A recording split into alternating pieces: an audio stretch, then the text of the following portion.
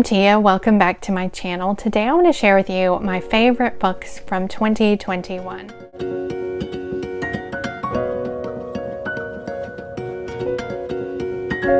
So these are not books that came out in the year 2021. They are just my favorite books that I read during the year 2021. And actually, I had a pretty great reading year during 2021. I read 140 books this year, and my average star rating was actually 3.9 according to Goodreads, which means that I didn't have any books that I absolutely hated. Now, if you watched my worst books of the year, it will definitely seem like I hated some books, but I only had 3 that I gave 2 stars to, and everything else was 3 stars and above. So that means that I had a lot to choose from this year. So it was kind of hard to narrow this list down, but I do have 10 here that I want to share with you and definitely recommend that you go and check out. Okay, I don't think there's any way that I can rate these from 1 to 10. So I'm just going to sort of divide them up by genre and tell you that way. So first off, the best middle grade book that I read this year was without a doubt The Wednesday Wars by Gary D. Schmidt. This book is following a boy named Holland Hood Hood. He's a 7th grader. The story takes place in 1967, and so you do get to hear snippets about the Vietnam War, which was incredibly interesting because I don't think there are a ton of books, at least that I've come across, that have that as the setting. You end up learning a lot about Holland Hood Hood and just falling in love with him and the relationship that he has with his teacher and his friends and his sister.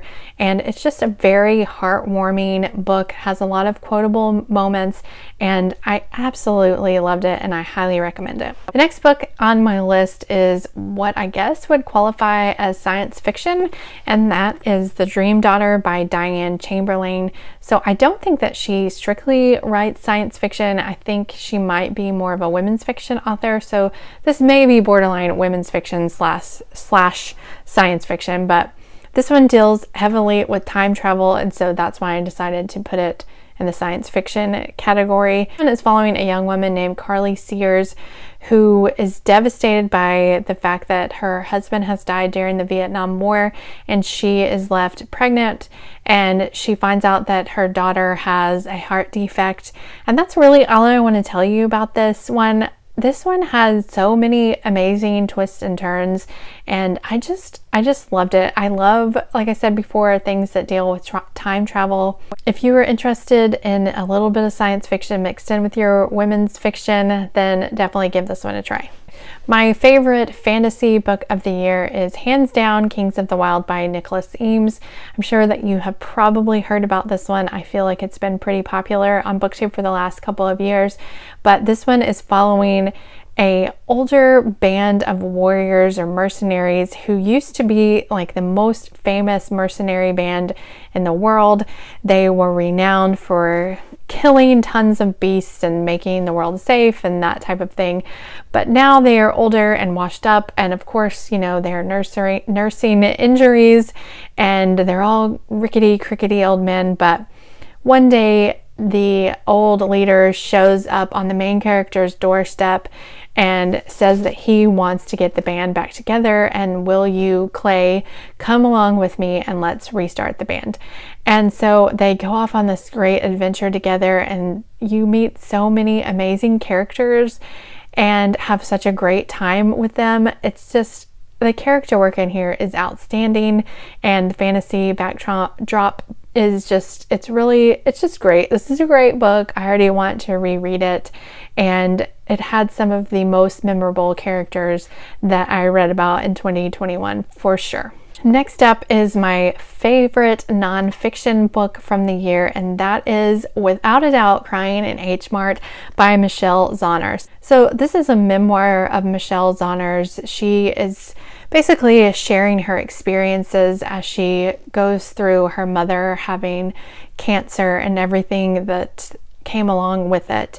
Michelle spent a lot of time with her mother throughout that time, and it just was a heartbreaking, beautiful story. She talks so much about what it is to be a Korean American woman, what it's like to grow up in America, and be so tied to your mother and want to know so much about your culture, but also want to fit in America and know about what's going on here, and just what a divide that can create in you. And I feel like I'm going to start tearing up just thinking about this book, because it was a really emotional story. Of course, there's so many things that go on between you and your mother, especially a woman and her mother, for sure.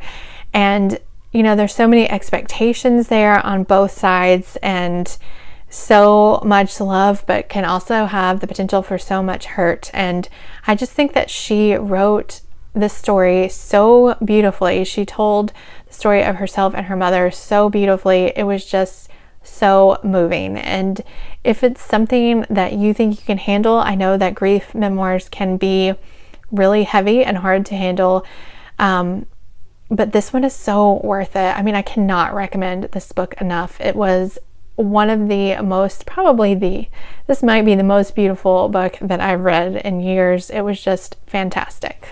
Okay, next, my favorite YA contemporary, or just contemporary in general, I think this might be the only contemporary on this list, is without a doubt, again, XOXO by Axie O. I loved this book. I read it at exactly the right time for me, which I think may be always. I think I could reread this probably like every other month and be okay, because it was just so sweet and so cute. So this is following a young girl named Jenny who lives in the United States, and she is training to be a cellist.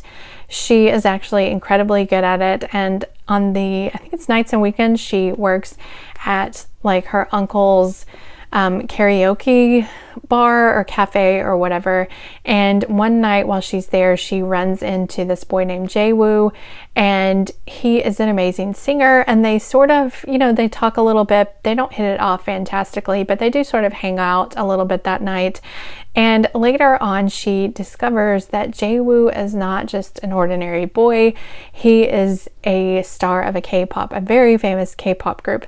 And so, yeah, this book was so cute. So I'm sure that I've told you before that I am into BTS, and this was just the perfect, sweet, adorable, beautiful book. If you are looking for a YA contemporary that is light and fun and fluffy and will give you so many just like big warm feelings inside, definitely check this one out. Not only was the relationship cute, it was also the friendship between Jae-woo and his other bandmates that really sold the story. They were all just so adorable, and they looked out for each other, and this book just had me smiling the whole way through. The best historical mystery that I read this year was A Study in Scarlet Women by Sherry Thomas. So I had read Sherry Thomas previously, only her historical romances, and they were fantastic. So I just knew that this one had to be good too, and I was not disappointed. I love Sherry Thomas's writing.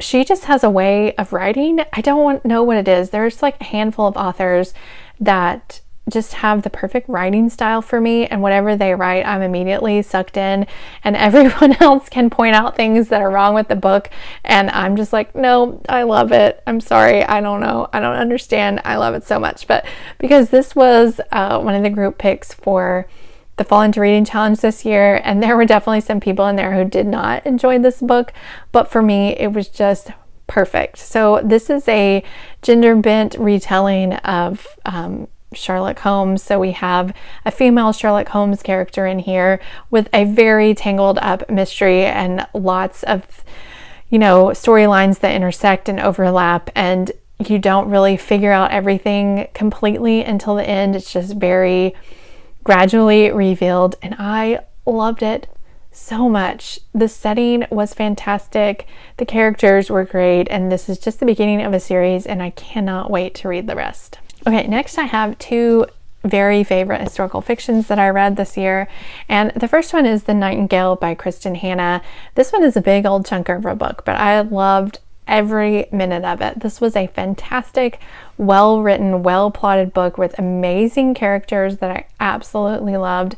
This book is set during World War II and follows two sisters who have taken two very different paths during the war, but you get to see their relationship back and forth, like during flashbacks in the present and the past, and I just fell in love with both of them. And I love to see sister relationships in books, especially ones that are, you know, a little bit more complicated, where you can tell they love each other, but clearly, you know, every relationship isn't perfect, and sister relationships certainly aren't.